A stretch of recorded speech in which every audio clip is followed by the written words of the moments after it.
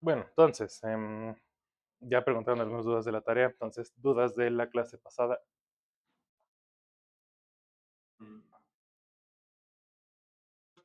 Ajá. Por ejemplo, al momento de querer considerar la derivada, o sea, para unoformas, o sea, digamos que las secciones serían como unoformas, y a la y. O sea, cuando ya escribimos que tenemos secciones, puede ser de cualquier fibrado, en particular del cotangente. Entonces también pueden ser unoformes. Pueden ser tensores de cualquier rango, que es parte de lo que vamos a ver ahorita. Por eso en relatividad, o sea, los campos vectoriales son secciones, ¿no? Exactamente. De un fibrado particular, del tangente, cotangente y productos tensoriales de esos. Entonces, en lo que nos quedamos fue en hablar de transformaciones de norma aplicadas a la derivada covariante. En particular, a el potencial asociado a alguna conexión. Pues justo, les recuerdo, la clase pasada vimos que si U en los endomorfismos de Mies fibrado es una transformación de norma,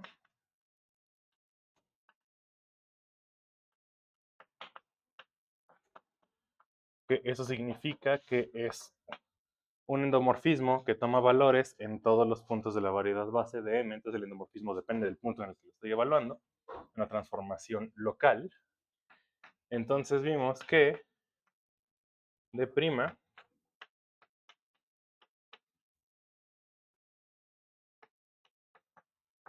definida de esta manera, esa cosa es una conexión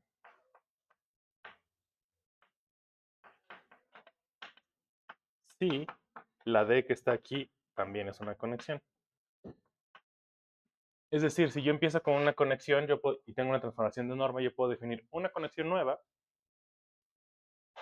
aplicando esa transformación, así aplicando esta definición.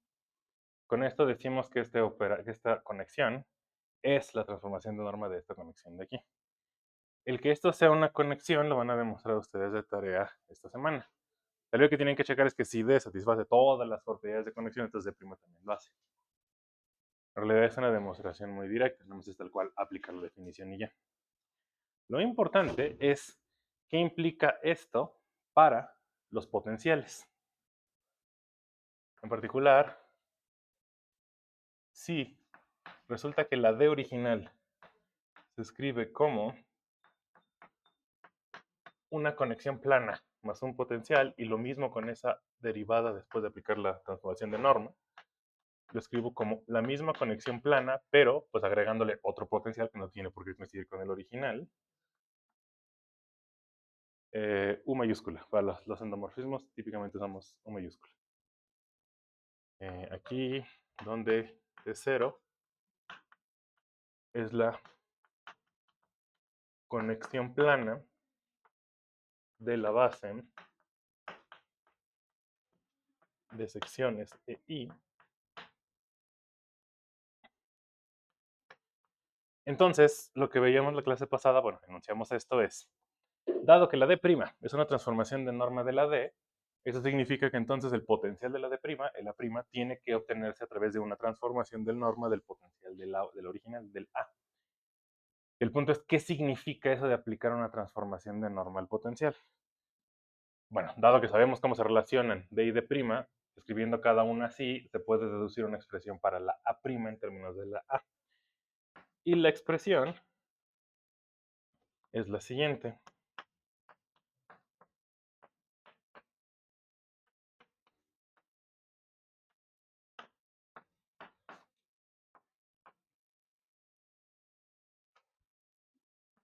Y entonces decimos que A',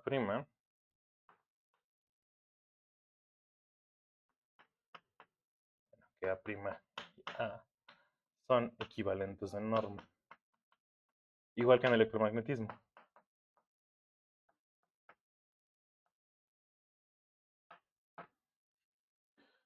De hecho, vimos la clase pasada que justo esta expresión para una transformación de norma en unas general se reduce a lo que conocemos como transformación de norma en electromagnetismo cuando el grupo de endomorfismos es U1.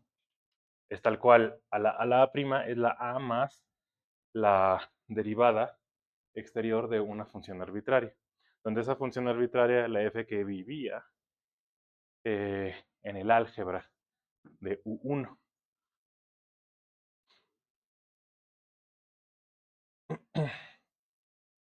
Entonces, eso vimos en la clase pasada y quedamos que hoy íbamos a demostrar esta expresioncita de acá. No es particularmente complicado, es nada más escribir todos los índices y calcular todas las derivadas con toda la paciencia del mundo.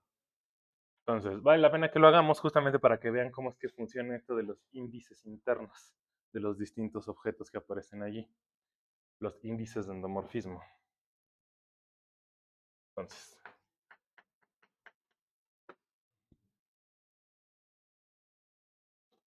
dado que mi expresión de acá, que define la D', está dada para un vector B y para una sección S arbitraria, pues tomamos algunos vector y sección arbitraria.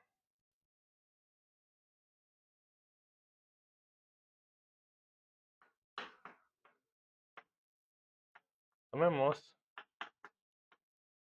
un vector B escrito en coordenadas x mu y una sección escrita en la base que tenemos por acá, para que sepamos cómo actúa la conexión plana sobre la sección. Entonces,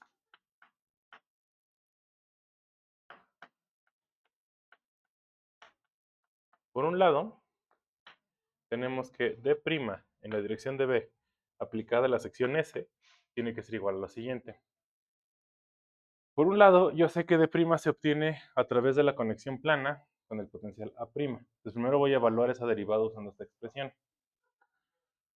Eso es la conexión plana evaluada en el vector B aplicado sobre la sección S más y veces el potencial A' comiéndose al vector B y a la sección S. En coordenadas, ya sabemos cómo actúa esto. Lo único que tenemos que usar es la expresión general que vimos la clase pasada, me parece. Esto es, como sale lineal en las entradas de vectores, salen las componentes de B. La conexión plana actúa únicamente como las derivadas parciales sobre las componentes de la sección. Y las componentes de la prima tienen sus índices de endomorfismo, el índice de dirección, y eso va multiplicado todo eso por el elemento I de la base. Esta es la formulita de la vez pasada. Entonces déjenme llamarle eso 1 y guardemos eso.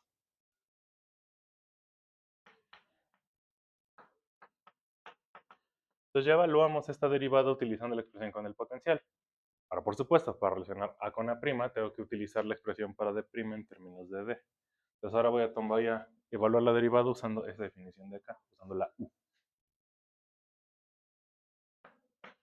Entonces, dB' actuando sobre la sección S es igual a, de acuerdo a esa definición de allá, la transformación de norma U actuando sobre la derivada sin primar de el U daga actuando sobre S. Como la D también es la conexión plana más el potencial, entonces esto es la U actuando sobre la conexión plana en la dirección de B, actuando sobre el U daga sobre S, más y veces el potencial sin primar, el de allá, evaluado en el vector B y la sección S. Entonces ya usé aquí la definición de acá. Y lo siguiente es únicamente valores en componentes, igualar con 1 y de ahí despejar la expresión de acá. Entonces eso es todo lo que hace falta de forma técnica. ¿Sí? Nada más el punto es, ok, vamos a evaluar eso poquito a poquito. Lo primero es evaluar qué significa U daga actuando sobre S.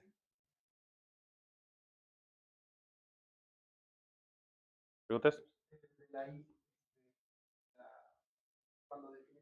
¿Este de acá?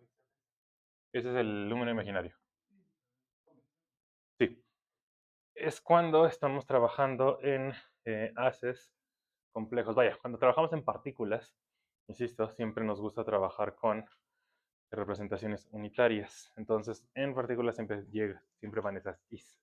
En relatividad, no, porque trabajamos en el haz tangente y le pedimos que todos los elementos sean reales. Entonces, la i no es necesaria.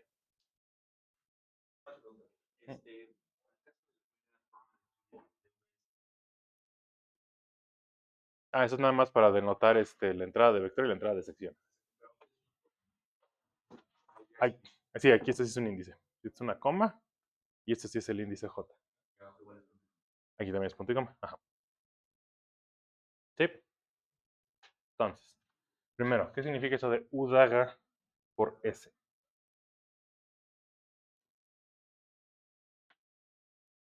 Entonces, U daga actuando sobre S es igual a U daga actuando sobre la sección escrita como una combinación de la base, que es S, I, E, I. Las componentes de la sección, ¿qué tipo de objetos son?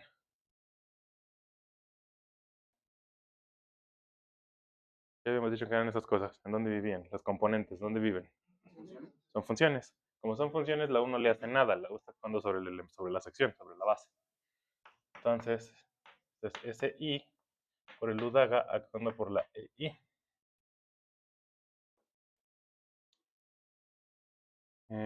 Ok, ahora, para poner explícitamente lo que estamos haciendo, lo que vamos a hacer es escribir esto como los elementos de matriz de la U daga. Entonces esto lo vamos a escribir como SJ por el elemento de matriz IJ de la U daga multiplicado por la EI, donde estos son los elementos de matriz.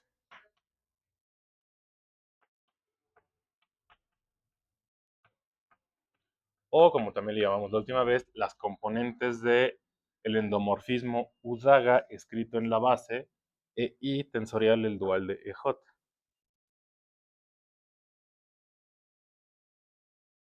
Entonces, el lenguaje es básicamente un endomorfismo, le pega una sección, es como, como es un operador lineal, es una matriz pegando el elemento de la base. Pues por un lado tenemos eso. Ahora.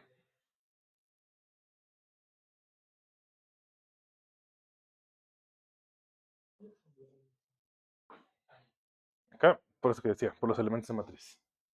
Y acá, aquí, bueno, exactamente el mismo argumento. Como la A' se está comiendo en una sección, es un endomorfismo.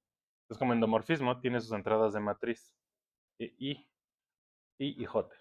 Acuérdense que la A es una forma con entradas endomórficas. Entonces, esta cosa es A y J, que es una matriz, por cada mu. Y pues eso va multiplicado por los elementos de la base de cada uno de los espacios involucrados. ¿Qué significaba Esto. Que para cada mu, entonces si tú escribes esto como A mu de X mu, para cada mu una de estas es una de estas de acá. Es un endomorfismo.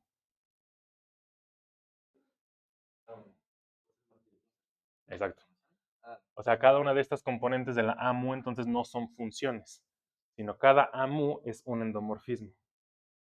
Y, bueno, digo un poco más sobre la consistencia de los índices, porque solo hay un índice.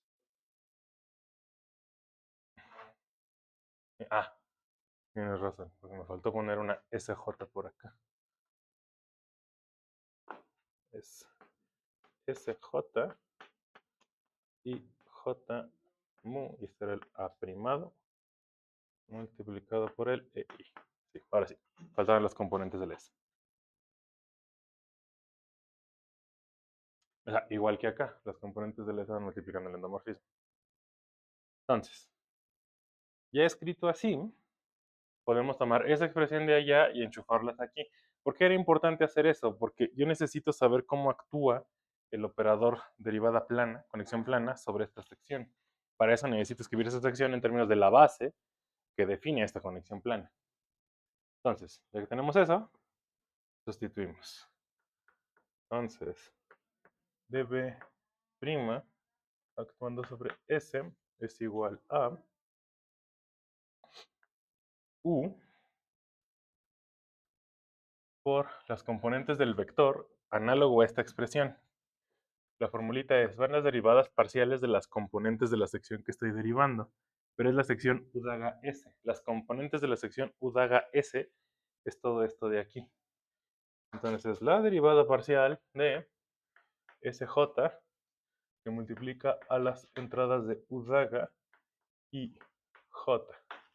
Eso cierra, más y veces las componentes de S multiplicada por las componentes del potencial. Nada más aquí, ojo, aquí sí es muy importante el orden. Bueno, ya que lo escribimos con índices, no tanto, porque nada más son las funciones. Entonces, SK multiplicado por las componentes U daga, JK multiplicado por el A y J, índice mu, y se cierra ese paréntesis grandote, y eso multiplicado por el elemento de la base, EI. Entonces, lo que hice fue utilizar la misma expresión general que usé acá, pero sustituyendo las componentes de la sección. Estas. Por eso es lo que todo eso, ambos términos, S y U daga, están dentro de la derivada y también es todo eso lo que va multiplicando la A. Con el índice que va con el elemento de la base es el que va sumado con el índice de abajo de la A.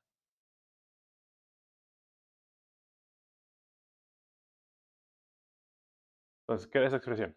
¿Sí? Todo el mundo ve la sustitución.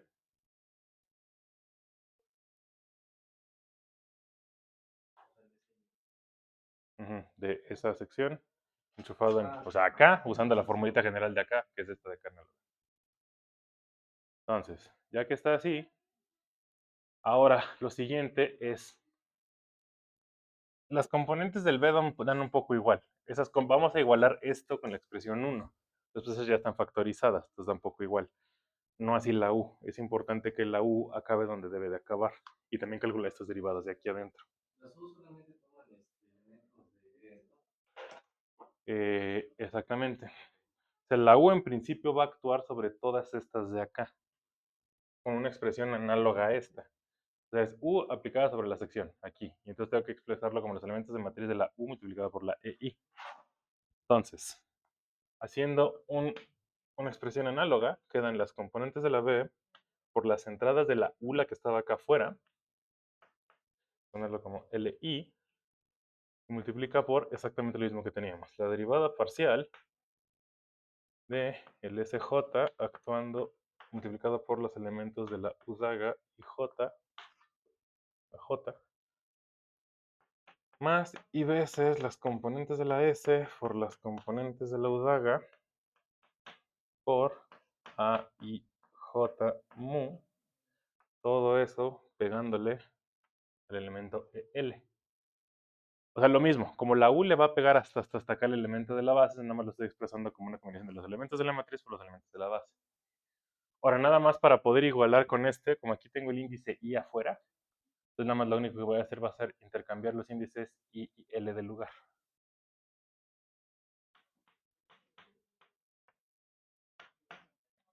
Pero es básicamente la misma expresión.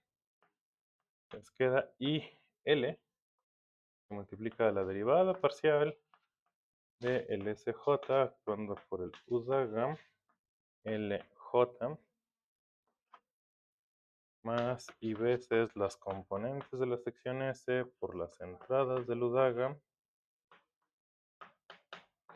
por las componentes del potencial, cambiando el índice I por el índice L, mu, tierra, e I.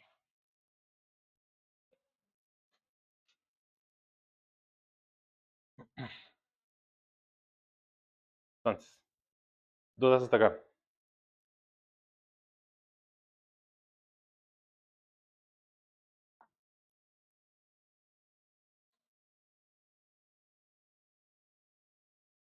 Ya casi acabamos. Lo siguiente es calcular esa derivada parcial que tenemos allí. O sea, ya casi está algo que sí podemos comparar directamente con lo que está aquí. Ya tenemos el elemento de la base factorizado y la componente de B factorizada. En principio ya podríamos igualar. Nada más, antes de igualar, quiero calcular esa derivada para simplificar algunas cosas.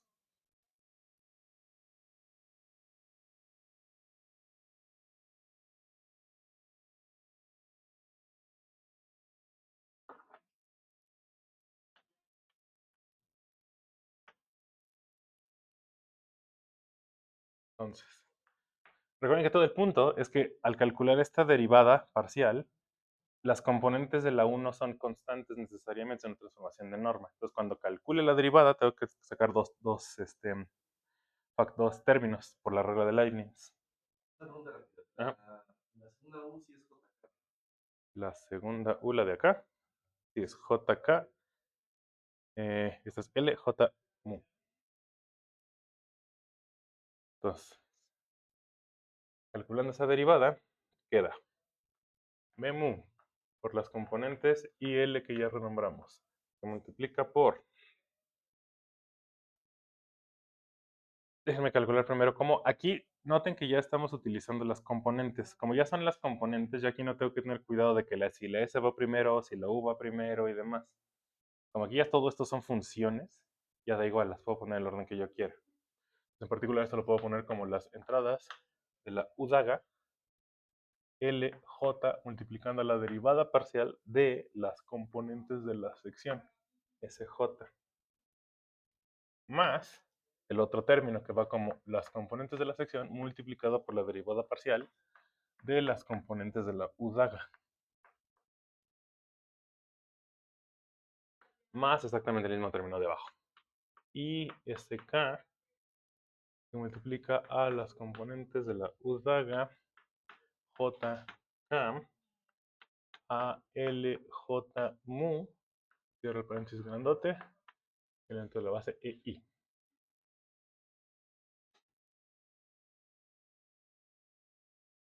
Y el único término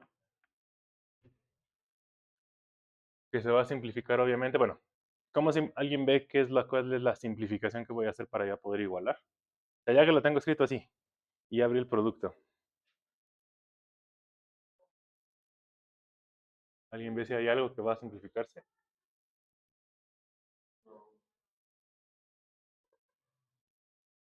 ¿Qué pasa con el primer término? Cuando yo multiplique estos dos, ¿qué va a pasar?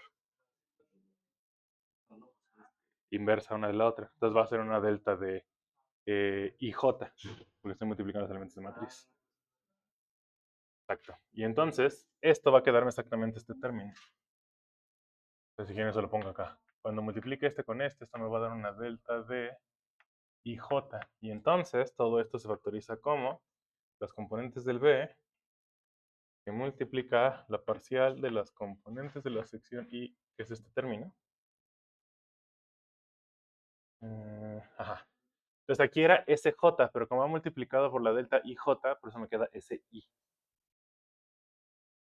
Más el otro término, que son las SJ multiplicada por la derivada parcial de las entradas de la U daga, multiplicado por la UL, poner ese primero, UIL parcial respecto a X mu de la U daga LJ, más y veces, voy a poner ese abajo, otra vez, más y veces SK por las entradas de la U daga JK por el ALJ mu que multiplica al EI. Y eso déjenme llamarle 2 ahora sí.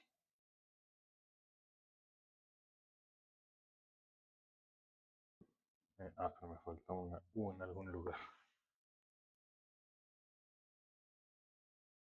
Faltó multiplicar esta U por esta de acá. Entonces queda SK por U y L por A L J mu por el U daga JK. Y ahora sí cierro. Y J y llamarle 2.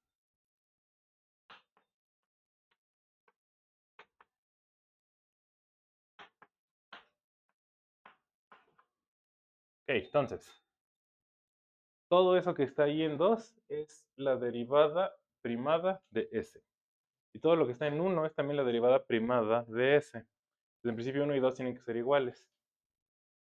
Ahora, si ambas son iguales, ¿qué concluyo de allí? Pues vean que ambas expresiones abren con el mismo, o sea, tienen el b mu factorizado y el ij factorizado, el EI. Y al igualar lo de adentro con lo de adentro, hay un término que se cancela. El primero, el de la derivada parcial, vean, este es este y este es este. Este no se puede cancelar con nada porque aquí está A nada más, ¿sí? Pero entonces justo más bien a lo que llegamos a una expresión de la prima, una expresión que relaciona el A prima con el A. Esa expresión es que I veces SJ multiplicado por el A prima y J mu, que es este término, tiene que ser igual a todo lo que resta de acá, que es este más este. Es SJ U I L parcial respecto a X mu del U daga LJ más I veces SK por el U I L.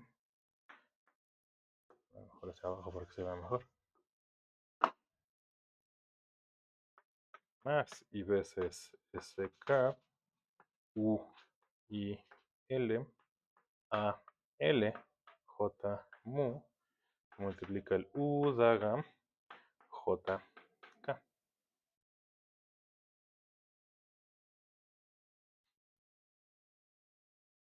Entonces ya casi tenemos lo que queremos, una relación entre la prima y el A. Lo único que nos sigue estorbando es la S. Entonces para poder quitarla, lo que tengo que hacer es factorizarla de los dos lados. Ya casi está, aquí está con el índice correcto, aquí no. Lo único que tengo que hacer es renombrar el índice para poder factorizarla. Entonces es igual a I por SJ que multiplica. También voy a factorizar de una vez el I para también cancelarlo de los dos lados.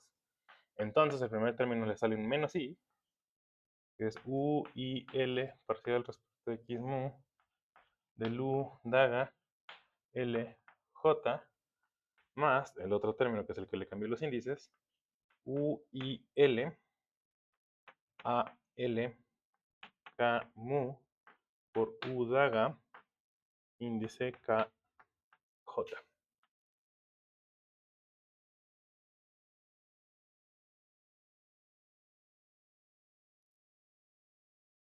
Bien, y entonces, ahora sí, de ahí ya tengo factorizado el I y el SJ, aquí tengo factorizado el I y el SJ. Como eso tiene que pasar para toda SJ, concluyo que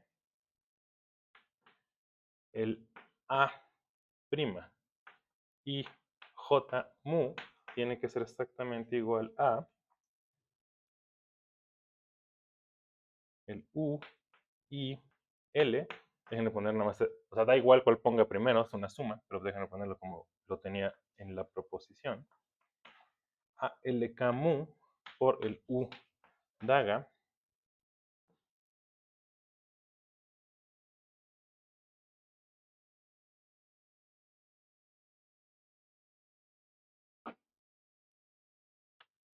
K J menos y veces U I L parcial respecto a X mu del U daga L J. Ya una vez quitando las is y las s. Y ya nada más el punto es ver ya sin índices eso qué es. Quitar los índices internos me refiero a todo esto es una igualdad entre las componentes de todos los objetos involucrados, las componentes de la A y las componentes del endomorfo de la transformación de norma, de la U. Les digo, esto es lo que en particular se dice estamos poniendo todos los índices internos explícitos. Eso rara vez lo hacemos, nada más cuando es estrictamente necesario. Entonces, quitar los índices internos es representar esto como productos o composiciones de los endomorfismos. Vean que por la elección de los índices, que es este con este y este con este, eso es tal cual ese producto en el orden que lo puse. Entonces, el endomorfismo A mu prima es igual a el endomorfismo U con A mu con U daga menos y veces, aquí es lo mismo, es el producto de dos matrices, la U multiplicada por la matriz derivada de la U daga. Veces, por si el respectivismo de la U daga. Que es exactamente lo que queríamos mostrar que pasaba.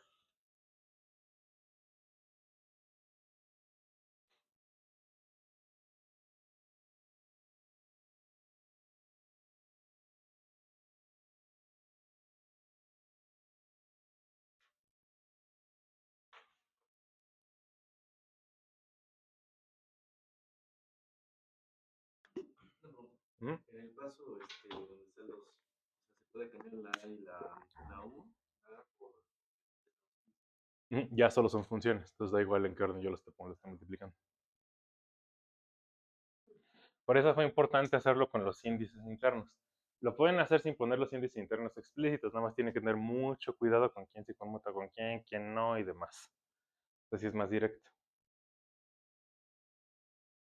De hecho, es justo por eso de los índices internos y los índices no internos que, no sé si alguna vez han visto esas lindas tacitas que tienen el lagrangiano del modelo estándar. O sea, cabe súper lindo en una tacita, pero si lo buscan, ¿y cómo se ve explícitamente? Está el meme de que es una madresota de no sé cuánto estilo. Es justo por eso, porque bueno, si ponemos todo explícito, pues sí se ve así. Pero si guardamos índices internos y demás, pues sí lo puedes poner como algo chiquito y compacto. Sí, porque pues hay que poner todos los índices, todas las sumas de todas las componentes de todo y pues sí sale una cosa gigantesca.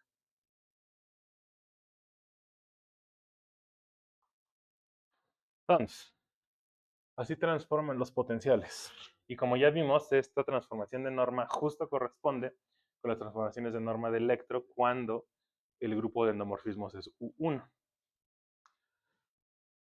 Lo siguiente que vamos a hacer, vamos a empezar a caminar hacia allá, es si entonces ese potencial, ese AMU que me define una conexión en algunas fibrado tiene que ver con el potencial electromagnético, entonces ahora la siguiente pregunta es, bueno, y entonces la F, el campo electromagnético en el potencial, ¿eso con qué cosa tiene que ver? Resulta que la respuesta es que tiene que ver con curvatura. El tensor electromagnético es curvatura, también, pero no es una curvatura como la curvatura geométrica de la variedad M. Esa es la de las fibrado tangente. Para otras desfibrados, esa curvatura, aunque tiene una expresión súper análoga, pues no es la curvatura de la variedad, es la curvatura de las fibrados. Entonces vamos a ver, vamos a caminar hacia allá. Vamos a tener que definir curvatura. Para eso vamos a tener que definir lo que es transportar vectores, transporte paralelo de secciones, transporte paralelo de secciones y demás. Muy parecido a, quien ya llevó relatividad, exactamente como se hace en relatividad. Antes de eso, justo para empezar a poner más en claro esas similitudes, nada más escribamos cómo se ve esto en el haz tangente para que vean justo cómo se ven estas expresiones en relatividad.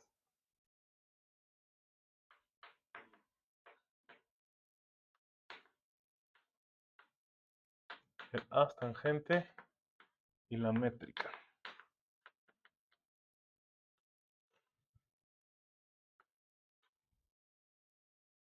Entonces, todo lo que acabamos de ver tiene tal cual su traducción, aplica para cualquier haz fibrado, en particular para el haz tangente.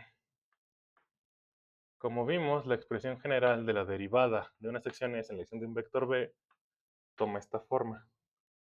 Parcial mu, SI más I veces SJ por el AI J mu I. Si E es igual a las fibrado tangente, entonces las secciones son vectores.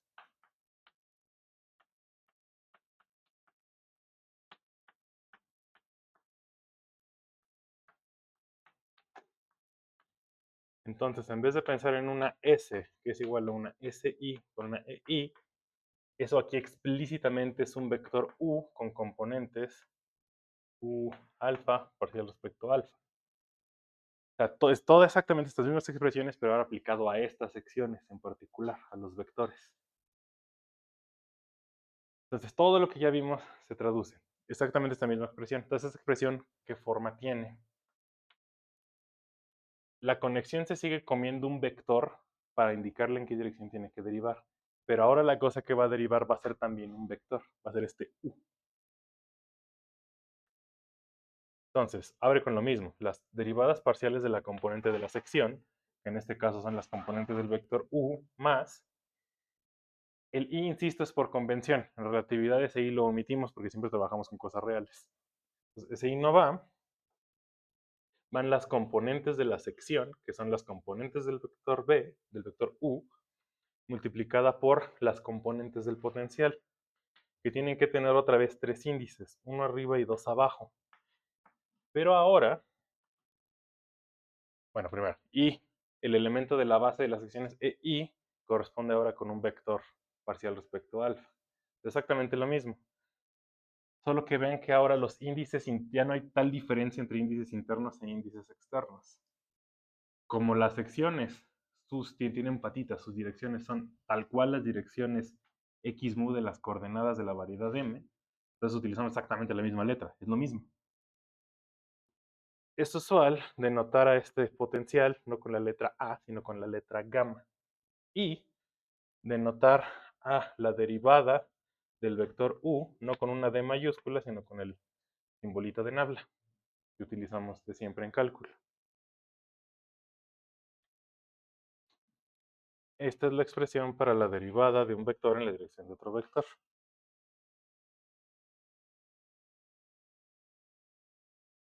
Entonces esto es la notación usual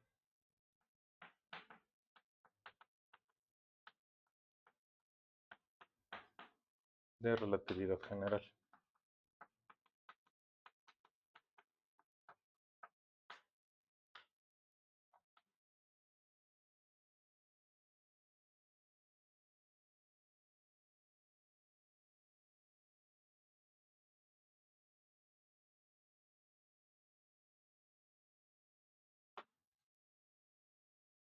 ¿Sí?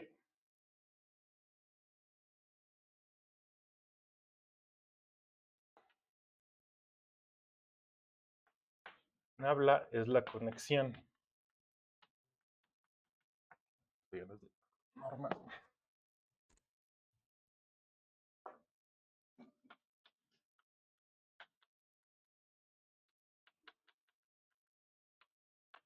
Gamma es el, poner eso entre comillas, potencial.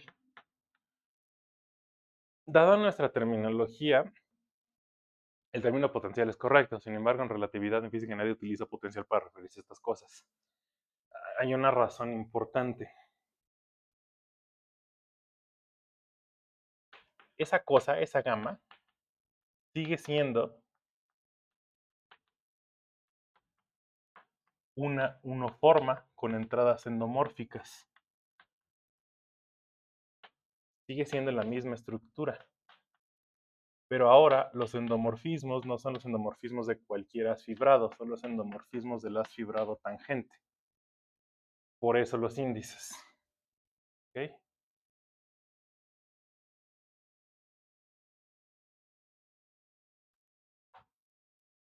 En las coordenadas x mu, en principio lo que tenemos es lo siguiente. A ver.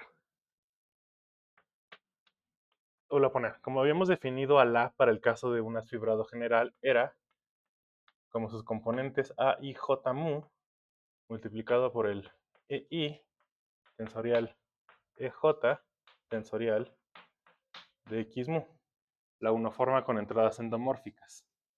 ¿Sí? Decíamos endomórficas porque todo esto define una mu multiplicado por dx mu, donde cada a mu es uno de estos, el endomorfismo.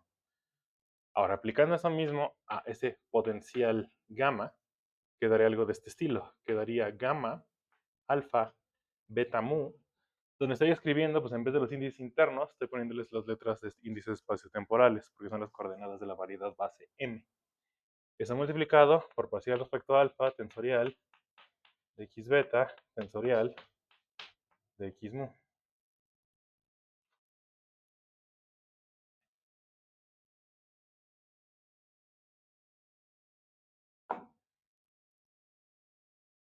Entonces, en particular, como está actuando sobre las tangentes, los endomorfismos son tensores de rango 1,1. Eso está tensorial con una forma. Entonces, en principio, esto daría cara de que gamma es un tensor de rango 1,3. Y estas son sus componentes del tensor de rango 1,3. Entonces, o sea, ya escuché algunas risitas porque pues saben que eso significa que le retiran la licencia de físico teórico a quien dice eso. No, no es chiste, o sea, hay una leyenda desde que yo era estudiante de que no sé qué pobre alma estaba realizando su examen de doctorado y que sí, pues, supuestamente eso ocurrió. Sí, justamente lo cuento. Que veo de que tenía un estudiante que lo dejó pasar en relatividad en la maestría, pero que no lo debió de haber pasado precisamente porque dijo que la conexión era una función. Pero irónicamente, hace poco volvió a suceder que un estudiante, en este caso un matemático, quería entrar en el doctorado. E igual en una prueba, él dijo, le preguntaron, ¿y la conexión es una función? Un tensor, ¿no? Ajá. Ajá, bueno, le dijeron que sí. Y después de pensarlo mucho, dijo que sí. O sea, entonces, no, ya no es lo único. o sea, es terreno delicado. El único punto es saber exactamente lo que estamos diciendo. O sea, en estricto sentido, todo lo que hemos dicho sí se traduce a esto, si lo ven. Nada más justo con su gran asterisco. Noten que para escribir esa expresión tenemos que ya haber fijado cuál es la derivada plana, la conexión plana. Es lo que decíamos, que hablar del potencial no es canónico. O sea, cuando escribimos esto es porque estamos escribiendo el potencial respecto a la conexión plana. Aquí igual. En ese sentido, esto depende fuertemente de cuál es la conexión plana. La conexión plana depende de cuál es la base que yo utilice para calcularla. En este caso, la base son las derivadas parciales. Entonces, la conexión plana depende fuertemente de las coordenadas. ¿Esto qué quiere decir? Que aunque en estricto sentido esto sí es un tensor, si yo elijo otra conexión plana, el tensor cambia. O sea, ya no tiene por qué ser otro potencial, que es justo lo que decíamos hace rato. Si yo tengo otra conexión, entonces hay otro potencial. Eso es, si yo calculo esa derivada, la derivada de un vector en unas coordenadas y en otras, no significa que el potencial va a ser la transformación de coordenadas de esta cosa. Por eso es que, aunque en estricto sentido es un tensor, no decimos que esas componentes transforman como las de un tensor, porque aunque yo puedo transformar, aplicarle un cambio de coordenadas a esta cosa, el tensor que obtengo resultante no me sirve para calcular la derivada nueva en las otras coordenadas. Tengo que usar otro tensor diferente. ¿Sí? Entonces, es delicado porque, o sea, nada más para decir por qué es tan delicado. Si ustedes revisan el libro de relatividad general de Wolf, o sea, el libro de relatividad general, él lo dice tal cual en su libro. Dice, esa cosa define un tensor. Así lo dice. Pero no, Walt lo sabe. Dice, ok, sí, pero eso es porque es la diferencia entre dos derivadas covariantes, entre dos conexiones. Si yo cambio alguna de las dos conexiones que estoy restando, pues el potencial es otro. Entonces no es ese mismo tensor. ¿Sí? Entonces es como muy delicado. De nuevo, para curarse en salud y que no pase una tercera vez, o sea, no lo digan. O sea, la oración que sí está completamente correcta, no importa quién le pregunten, es: estas cosas no transforman como las componentes de un tensor. Y punto. Eso siempre es cierto. Porque lo que es cierto es la expresión que van a demostrar de tarea, que les voy a poner ahorita. Hay gente que ya lo hizo una vez, entonces, ni modo, copien la demostración que usaron aquella vez. Sí, perdón, 1, 2.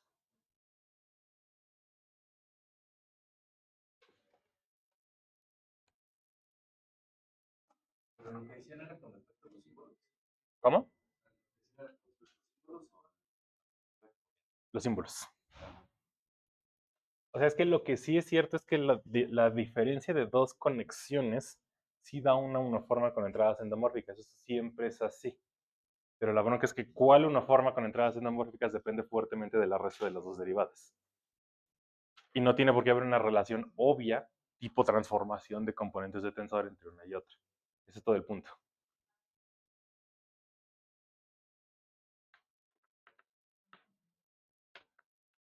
Sin embargo, no decimos que lo es, pues sus componentes, bueno, ni siquiera les decimos componentes. Estas cosas con los índices no obedecen la regla de transformación. Entonces no les decimos componentes.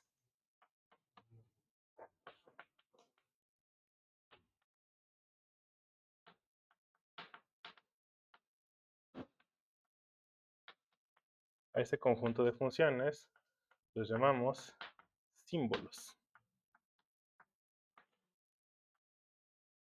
Y en realidad la regla de transformación que satisfacen, y eso siempre es así, es la siguiente.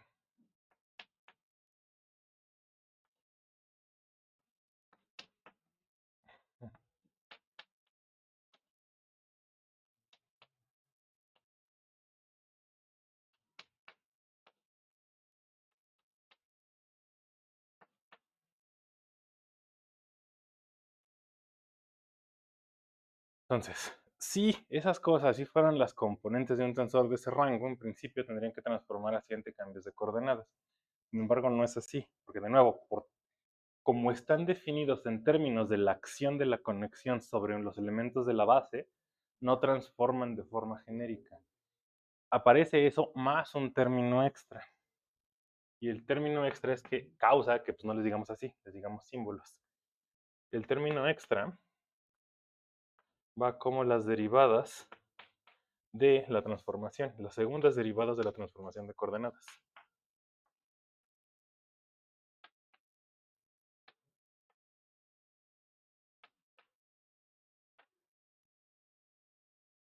Entonces, esta es la expresión.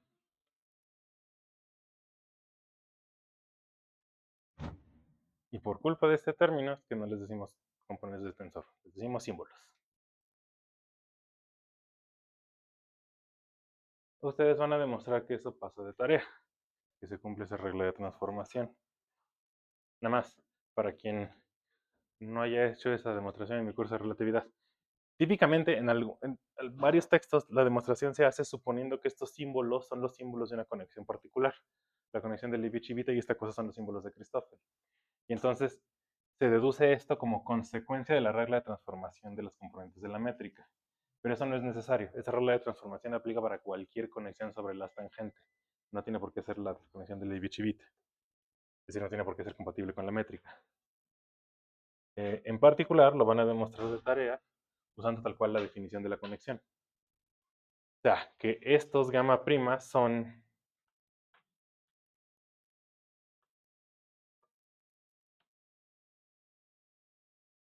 prima alfa es igual a gamma prima beta alfa mu por el parcial prima respecto a beta, y la expresión para los no primados es la análoga sin las primas.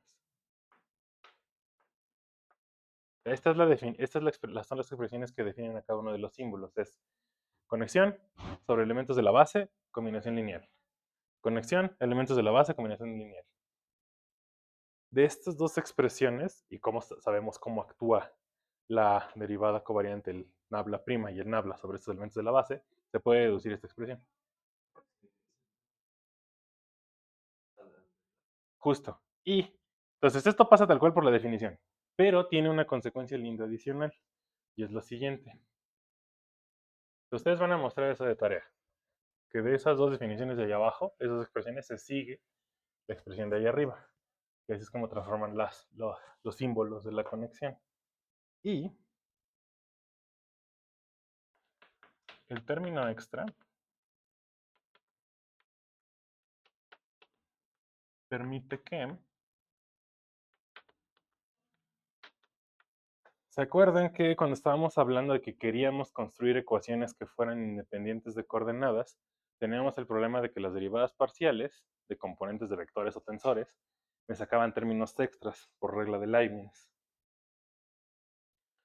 Teníamos que la derivada parcial respecto a x' del b' mu, habíamos escrito que nos quedaban las derivadas de los componentes sin primar, pero tenía yo términos que iban como las derivadas de la transformación.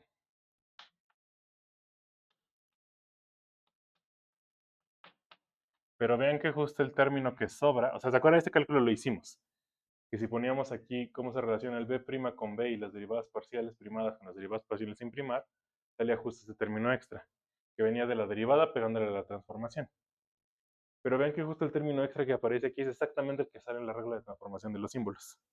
Pues en consecuencia, no es difícil probar que, entonces, el nabla prima mu actuando sobre la componente beta b' alfa causa que se elimine este término extra y entonces la regla de transformación de este objeto sea tal cual la de las componentes de un tensor de rango 1,1. Es decir, tal cual las derivadas parciales de las componentes de un vector o de uno no forman las componentes de un tensor. Hay que hacerle cosas extras.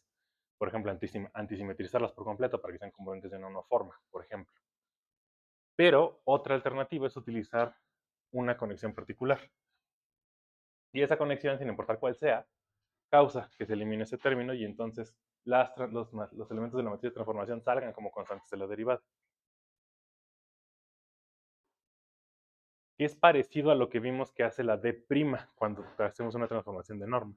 La D' sacaba el endomorfismo de la ecuación completamente. Entonces tienen como el mismo propósito, aunque por lugares distintos. Aquí no estamos aplicando ninguna transformación de norma, es una transformación de coordenadas. Pero como que la conexión se comporta de la misma manera sobre esos cambios de coordenadas, como la haría una conexión sobre una transformación de norma, pensando que está sobre un asfibrado en donde los endomorfismos son grupos de Lie.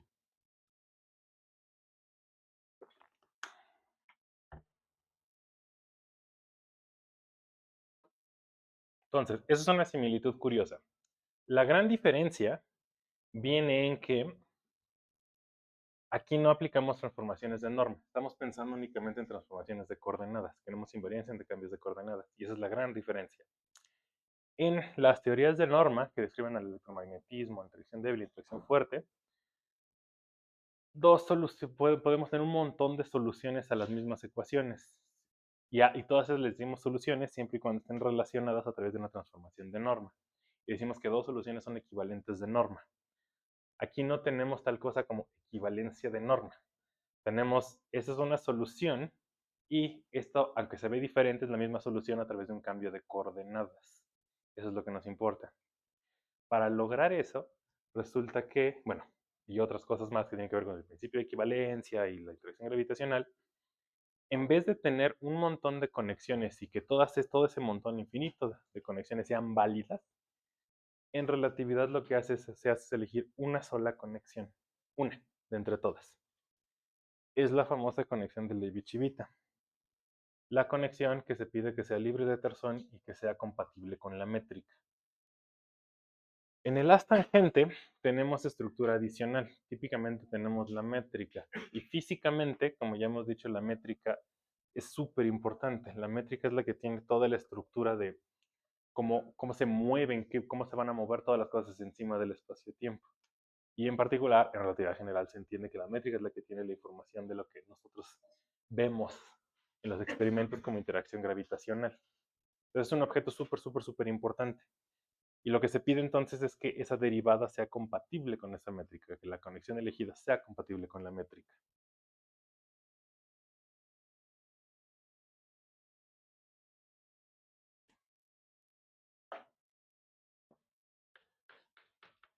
En relatividad general, déjame llamarle RG, se elige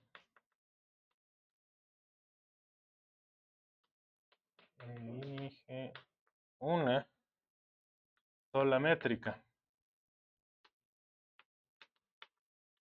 Una sola métrica, una sola conexión.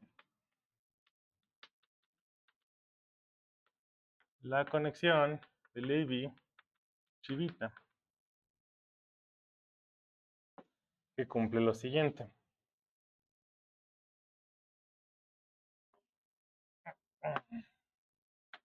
Cumple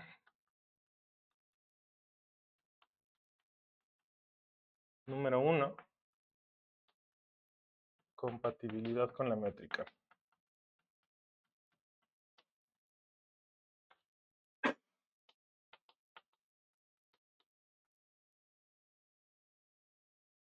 La compatibilidad se escribe completamente libre de coordenadas de la siguiente forma. La idea es, si yo tengo tres vectores, B, U y W, tiene que pasar lo siguiente. Que si a U yo le alimento el resultado de evaluar en la métrica B y W, eso tiene que ser igual a lo siguiente. Pues primero, vean qué es lo que está de este lado de la igualdad. Es U alimentándose de esta función. Recuerden que eso se puede hacer. Un vector es una cosa que se come funciones. G comiéndose a dos vectores es una función. Lo que está calculando esta cantidad es la derivada direccional de esta función en la dirección de U. Es decir, yo me estoy moviendo en la dirección de un vector U y además están los otros dos vectores, B y W. G evaluado en esos dos vectores tiene que ver con el ángulo que forman B y W. ¿Sí? Entonces, básicamente lo que estoy calculando es cómo cambia ese ángulo entre esos dos vectores conforme yo me muevo en la dirección del vector U. Y que sea compatible con la métrica quiere decir que ese cambio, cómo cambia ese ángulo, tiene que estar dado por G evaluado en la derivada de B en la dirección de U junto con W más G evaluado en V, la derivada de W en la dirección de U.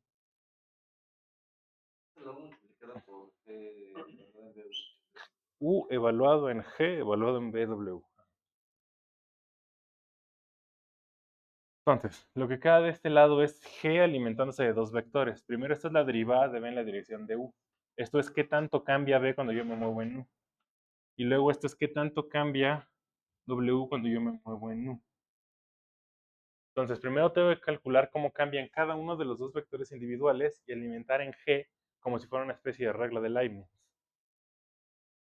Como que la derivada del primero o el segundo más el primero por la derivada del segundo. Luego como que de ese estilo. ¿Sí? Entonces, eso es compatibilidad con la métrica G, que ocurra esa igualdad.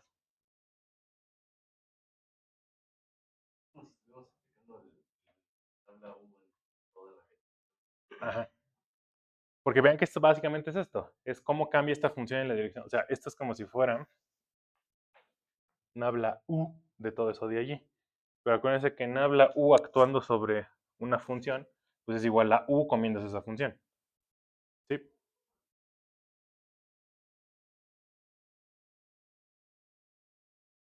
Bien. Entonces, esa es la compatibilidad con la métrica. Y la otra expresión, si quieren eso se los pongo acá abajito mejor, es la libertad de torsión.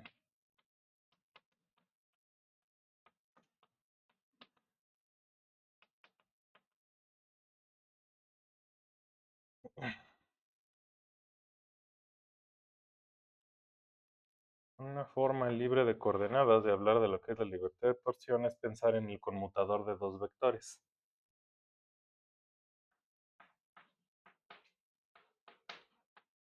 Ustedes toman dos vectores arbitrarios, B y W, y pueden calcular su conmutador.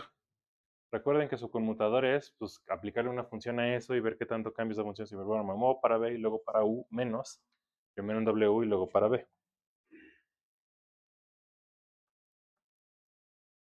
Ahora, ese cambio tiene que estar dado también por la definición de la derivada covariante de la conexión.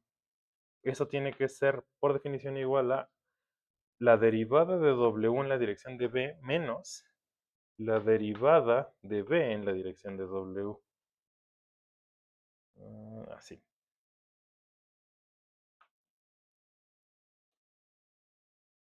Y se puede mostrar que si ustedes imponen, ok, ¿cuál es la conexión que cumple justamente estas dos condiciones? Se puede mostrar que la condición es única. Eso también lo van a mostrar ustedes de tarea. puede mostrar que hay una única conexión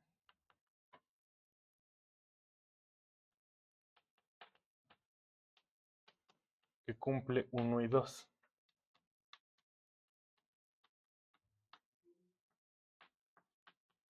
En coordenadas x mu es aquella que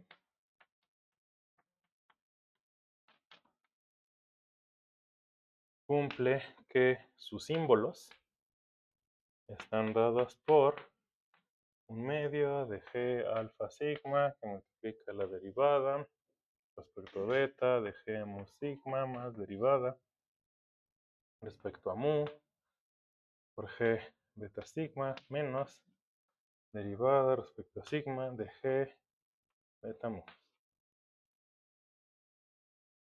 Entonces, ¿cómo se demuestra que esa conexión es única? Se demuestra que eligiendo un sistema de coordenadas arbitrario, estas dos condiciones fijan de forma única a los símbolos que definen a la conexión. Y la expresión es esta. Esta expresión, y bueno, los símbolos de la conexión de Leibniz-Civita tienen un nombre especial. Estos son los símbolos de Christoffel.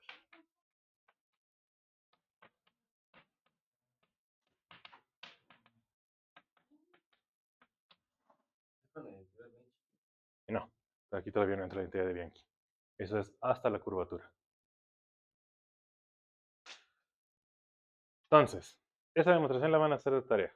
La forma más sencilla es desde el inicio fijen, o sea, asuman que la conexión cumple esto.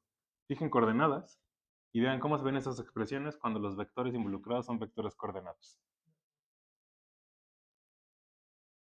Esto del conmutador, acuérdense, vamos a poner acá, que el conmutador de dos vectores, esto también está en los vectores. Y la definición de B conmutando con W, como es un vector, yo tengo que decir qué significa eso actuando sobre cualquier función f.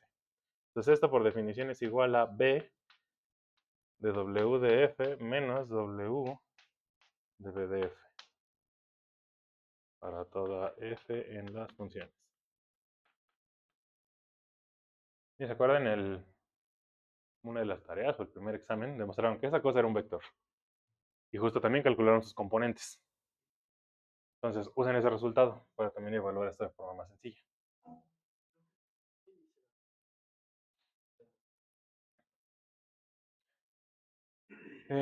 Respecto a la variedad, nada. Como la conexión en este caso depende de cuál es la conexión plana, o sea, cuáles son. La variedad está fija, m y las tangentes están fijos. En realidad de lo que te habla es de qué conexión elegiste y de cómo actúa esa conexión sobre tu sistema de coordenadas. Básicamente esto es una igualdad de operadores, de nuevo, es una igualdad sobre algo que está listo para comerse funciones, como acá. O sea, básicamente lo que dice es que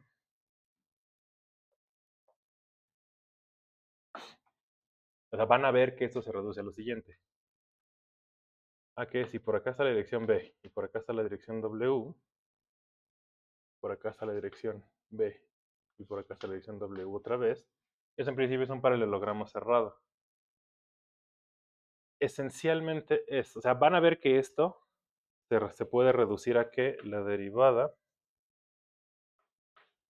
la dirección mu, la dirección nu de una f, eso tiene que ser igual a la derivada en el otro orden, nu mu de f. Una vez que fijan coordenadas, eso se reduce a esto. Y entonces, piensen que estos vectores son direcciones coordenadas. Por acá está parcial mu, por acá está parcial nu, parcial nu, parcial mu. Dado que ese paralelogramito es cerrado, si tú piensan que tiene una función aquí y tiene una función por acá, en principio las derivadas parciales conmutan. Es lo mismo si primero me muevo para acá y luego me muevo para acá, a que si primero me muevo para acá y luego me muevo para acá. Es decir, aquí obtengo que parcial mu de f es igual a parcial mu de f. ¿Sí? Una conexión que no cumple esto significa que a pesar de que llegas al mismo punto, y pues esto sigue siendo una función, entonces esa función no es la misma cuando llegas aquí. Es como si por mucho que las coordenadas que estás utilizando en tu variedad te dijeran que, por mucho que las direcciones son así, estás agarrando como que direcciones raras en las que esas curvas integrales son como, pues, curvas, no son rectas. Como si esta cosa hiciera como así. Y entonces, si te vas por un lado, acabas por acá, y si te vas por el otro lado, acabas por acá. Que no es exactamente lo que está pasando, insisto, la variedad ahí está, no está haciendo nada de la variedad, de solo cómo estás foliando la variedad con las coordenadas. Básicamente es, por mucho que tus coordenadas estén haciendo esta cosa rara, tú estás eligiendo la conexión que como que corrige y cierra el circuito, por mucho que las coordenadas no lo hagan. Eso significa libre de torsión, porque estás eligiendo la conexión en la que las coordenadas no se tuercen por mucho que vengan torcidas. ¿Sí? Y esa es la mejor explicación que he escuchado acerca de la libertad de torsión. Búsquenlo, no viene en ningún libro.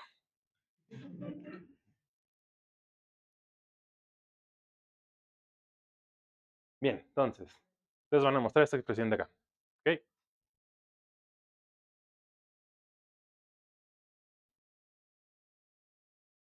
Bien, entonces, empezamos a plantear las ideas intuitivas de la siguiente parte. Ah, bueno, claro, quería hacer énfasis en esto. Entonces vean que llegamos a una expresión que no tiene su análogo en teorías de norma. En teorías de norma no hay de, fíjense, el potencial es este. Será como decir en el electromagnetismo, el único potencial que vamos a utilizar de aquí hasta el final del universo es esta función. Eso es completamente absurdo. Porque en electromagnetismo el potencial tiene esa libertad. La cosa física en realidad es el campo, es la F. Aquí no, aquí sí fijamos una conexión, una única, dada la métrica. Lo que está libre es la métrica. Las ecuaciones de relatividad general, las ecuaciones de Einstein, nos ayudan a determinar la métrica. Las ecuaciones de Yang-Mills en teorías de norma nos ayudan a encontrar la curvatura, la intensidad de campo. Pero esa intensidad de campo se puede obtener de cualquier potencial, de cualquier conexión. Aquí no. Entonces es muy diferente cuál es la variable, cuál es la cosa que tiene la información física más relevante en la teoría, en cada uno de los casos. En consecuencia, las ecuaciones tienen estructura, por mucho que todas las interacciones se describan con conexiones y curvatura, las ecuaciones de las teorías son bien distintas. Como las ecuaciones son bien distintas, vienen de acciones bien distintas. Como vienen de acciones bien distintas, pues uno intenta cuantizarlas, unas funcionan y otras no.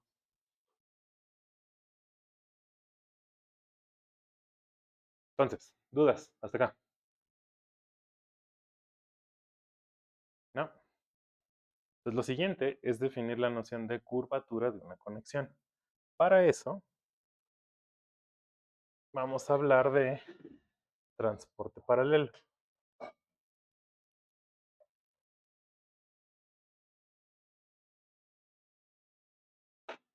Y en particular vamos a ver que en este contexto el término matemático que nos importa es el concepto de holonomías.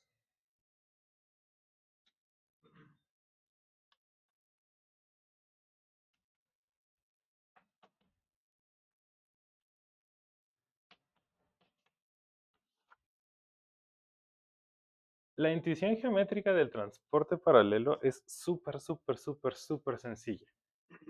De hecho, es tan sencilla que también plantear la ecuación es sencilla. La bronca es resolverla. Pero geométricamente lo que está sucediendo es súper fácil de entender.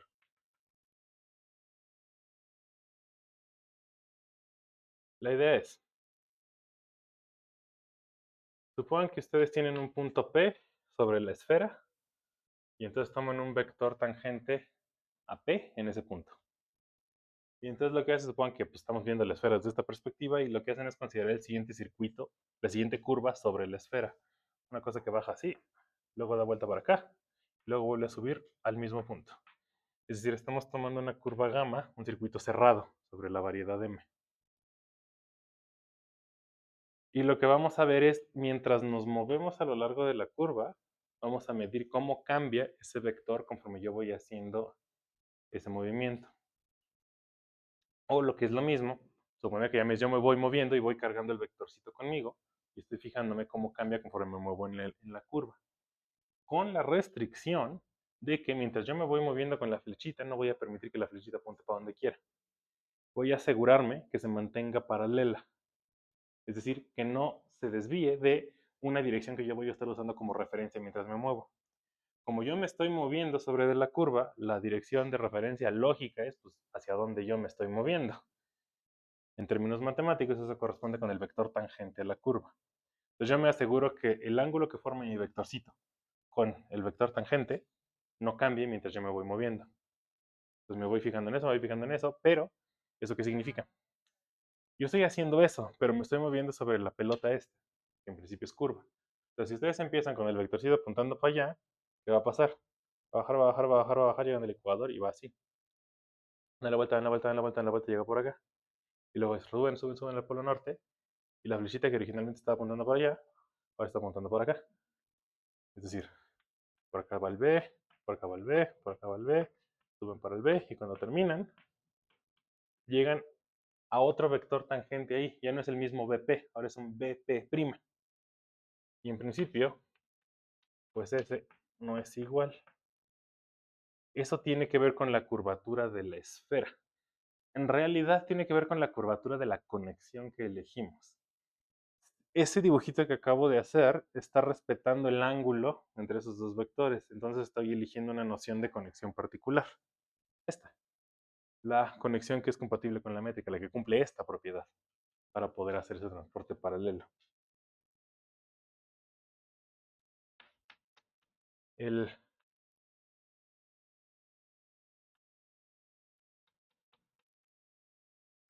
cambio que sufre un vector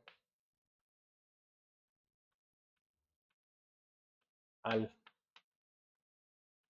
transportarlo paralelamente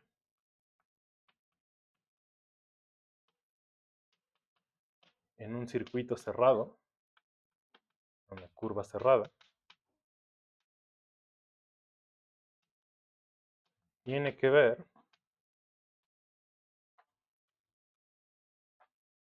con la curvatura de la conexión.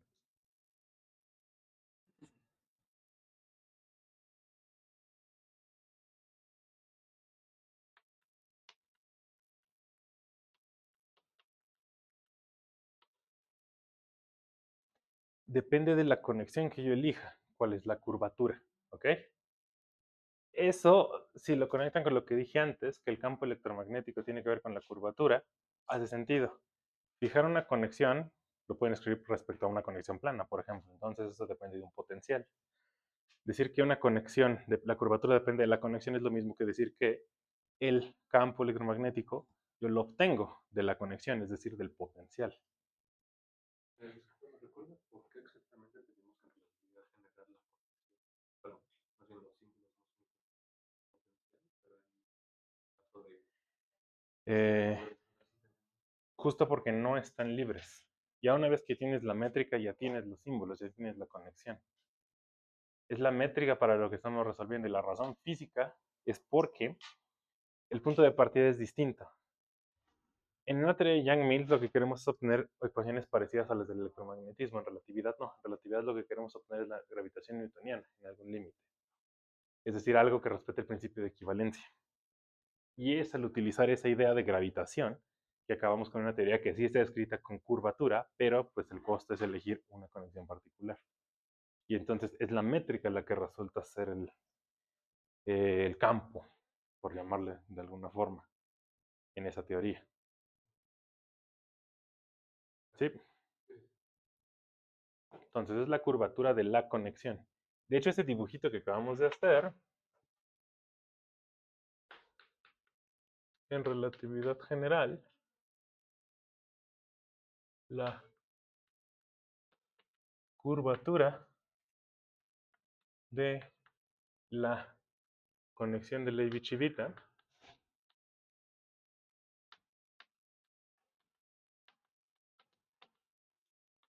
es la asociada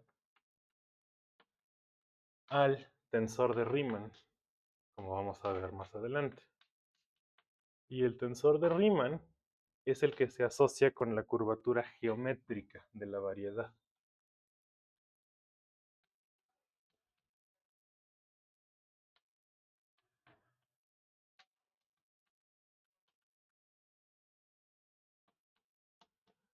En este caso no hablamos de la curvatura de la conexión, hablamos de la curvatura de la variedad.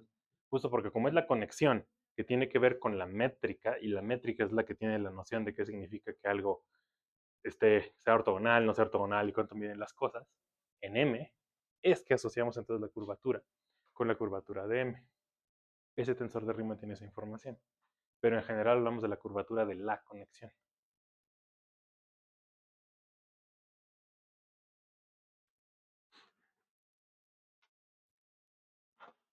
¿Sí? Entonces lo que vamos a hacer en la siguiente clase, el miércoles, es definir qué es esto del transporte paralelo para un fibrado general, no nomás para el tangente. O sea, aunque este es el dibujito como el que motiva lo que vamos a hacer, vamos a hacerlo en general y vamos a trabajar ya de aquí en adelante en abstracto. Vamos a plantear la ecuación de transporte paralelo y vamos a ver cómo se resuelve la ecuación de transporte paralelo, lo que nos va a llevar a la definición de una holonomía. ¿Okay? Y luego vamos a ver cómo esas holonomías tienen que ver con la curvatura. Y bueno, en el camino platicarles de unas cosas que se llaman geodésicas, que son un tipo de curvas muy importantes en relatividad general también. Entonces eso es lo siguiente que toca para el miércoles. ¿Sí? Sí, o sea, como vamos a ver la curvatura de cualquier conexión, en particular vamos a especializar nuestros resultados a este de acá, parecido a lo de los Christoffels. No, nada más los elementos necesarios nada más para hablar de las ecuaciones de Einstein. Lo que quiero hacer es escribirlas y compararlas con las ecuaciones de Young-Mills, para que vean todavía, que quede más obvio cuáles son las diferencias. Ah, les va a dar mucha risa. O sea, lo que va a estar bueno, y no les va a dar risa, es ver qué significa, pero cómo se escriben es muy sencillo. ¿Se acuerdan de cómo eran las de Maxwell? A ver, díganme las de Maxwell, ¿cómo iban? Df igual a 0. ¿Y la otra? Y la J. Ajá, eso, ¿no? Ok. Las ecuaciones de Young-Mills son... Y ya. Exactamente. Es la derivada exterior covariante. Ajá, exactamente. Pero no cualquiera, es la versión de la derivada exterior covariante que actúa sobre las endomorfismos, porque esa cosa es una 2 forma con entradas endomórficas. Entonces, bueno, esas son las ecuaciones de Young-Mills. Entonces, como ven, en estructura son básicamente la misma cosa. Pero esa D pequeña de allá trae muchas complicaciones extras que vamos a discutir. O sea, ya una vez que, o sea, no se los voy a dejar de tarea, pero pues digo, ya que vamos a acabar el curso y van a tener vacaciones, o sea, si se aburren de ver perder a la selección, igual de un día de estos pueden decir, bueno, voy a escribir estas en coordenadas a ver cómo se ven. Y pues ya dirán qué les parece mayor sufrimiento, ver a la selección o hacer eso. Bueno, entonces, no, exacto. Entonces, dudas. Yo, bueno, me quedo un poco con la explicación intuitiva que nos dio de la libertad. Ajá. Estoy pensando que, según precisamente la definición del conmutador, pues partiendo de eso, tendríamos que tener un conmutador igual a 0 para que cuando nos movamos de un punto a otro, justamente sin importar la dirección que tomemos. Exactamente.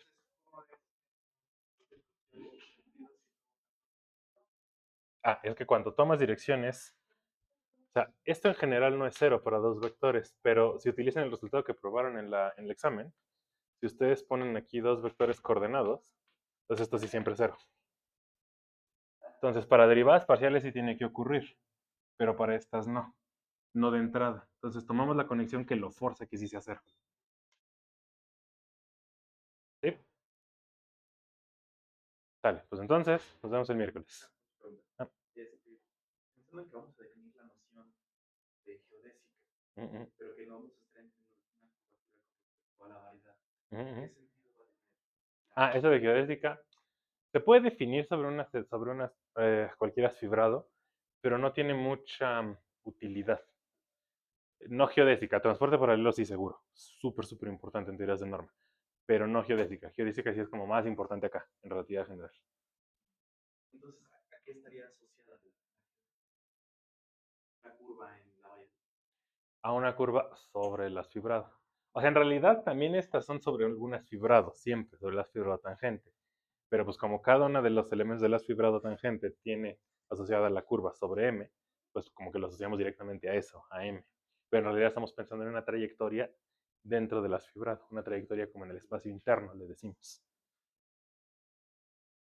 Que es igual de físicamente importante. O sea, vamos a mencionar en la clase siguiente unas cosas que se llaman lazos de Wilson, que son muy importantes en física de partículas. O sea, un lazo de Wilson es cierta cosa que tiene que ver con trayectorias, integrales sobre trayectorias cerradas en ese espacio interno. Y resulta que eso tiene que ver, por ejemplo, con el potencial quark-antiquark, que se mide experimentalmente. Esa integral en ese espacio interno. Tiene una noción física. Sí, súper física. Una trayectoria en el espacio interno, en el las fibrado. Y sigue teniendo esta noción de una O sea, de una geodésica, sí, pero insisto, para lazos de Wilson no utilizamos exactamente geodésicas. Solamente si usamos transporte paralelo. ¿Más preguntas? El hecho de que los símbolos hagan cero en cartesiano, distintos de cero en otras, tiene que ver con esto de una curvatura de reflexión. Los símbolos de Christoffel, en principio, tienen que ver con una conexión particular. Esa conexión, esa derivada, ese término extra que aparece de los Christoffeles, tiene que ver con curvatura, pero esa curvatura puede venir de dos lugares distintos, porque estamos pensando en las tangentes. Puede venir de la variedad misma, dada esta noción, pero también puede venir de la base que yo elegí para las fibradas, es decir, como en este caso las fibradas son vectores tangentes, tiene que ver con las coordenadas que elegí. Si las coordenadas son curvas, aunque m no sea curva, los símbolos de Christoffel salen distintos de cero. Pero eso no tiene que ver con la curvatura de la variedad, nada más tiene que ver con la curvatura de las coordenadas que elegí. ¿Más preguntas? Pero entonces, en este caso, podríamos medir la curvatura de las coordenadas, porque estamos pensando en una tangente. ¿Qué mediríamos? No estamos pensando en las tangentes, sino en curvatura falsa, por decirlo de alguna manera. Bueno, no sería falso per se. O sea, ninguna es falsa, nada más no tiene una interpretación como la curvatura de la M, la curvatura riemanniana de la M. Es tal cual la curvatura de cuál es la base que estás eligiendo sobre las secciones, la curvatura de la base de secciones que estás eligiendo. Por eso el nombre también de conexión plana, porque es plana de esa base de secciones. Si yo cambio de base, esa curva, esa derivada va a ser distinto de cero para otra base. ¿Más preguntas? Entonces, ahora sí, nos vemos el miércoles.